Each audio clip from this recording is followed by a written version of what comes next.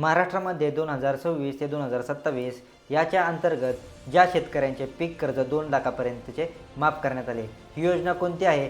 पुण्यश्लोक अहिल्यादेवी होळकर कर्जमाफी योजना ही योजना चालू केलेली आहे। जे शेतकरी नियमित कर्ज भरतात किंवा काही कर्ज थकीत असते अशा शेतकऱ्यांसाठी, जे शेतकरी रेग्युलर कर्ज भरतात अशा शेतकऱ्यांसाठी ही महत्त्वपूर्ण अपडेट आहे।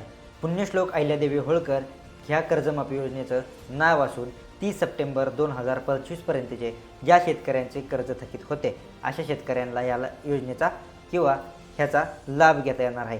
जे शेतकरी रेग्युलर त्यांचे कर्जमाफी किंवा जे शेतकरी रेग्युलर त्यांचे कर्ज भरत होते अशा देखील शेतकऱ्यांना ह्या गोष्टीचा लाभ होणार आहे, योजनेचा लाभ होणार आहे। जे 2025 मध्ये सप्टेंबर ह्या महिन्यापर्यंत ज्या शेतकऱ्यांनी कर्जमाफी किंवा ज्या शेतकऱ्यांनी कर्ज भरलेले नाही अशा देखील शेतकऱ्यांना ह्या योजनेचा 2 लाखापर्यंतची कर्जमाफी देखील होणारच आहे। ही योजना राष्ट्रीयकृत आणि जिल्हा बँकेसाठी देखील चालू असेल, त्याचबरोबर सोसायटीचे जे कर्ज आहे त्यासाठी देखील चालू। नियमित कर्ज भरणाऱ्या शेतकऱ्यांना 50,000पर्यंतचे देखील ह्यामध्ये कर्जमाफी देण्यात आलेली आहे। योजनेचे नाव पुण्यश्लोक अहिल्यादेवी होळकर ही असून ह्या योजनेचा लाभ जे शेतकरी रेग्युलर तुमचे कर्ज फेडत असतात किंवा सोसायटी नील करत किंवा नवी जुनी करत असतात अशा शेतकऱ्यांना 2 लाखापर्यंतचे अनुदान भेटणार असून, ज्या शेतकऱ्यांनी काही 2025 सप्टेंबरमध्ये 2025 पर्यंतचे कर्जमाफी थकीत केलेली असून अशा देखील शेतकऱ्यांना ह्याचा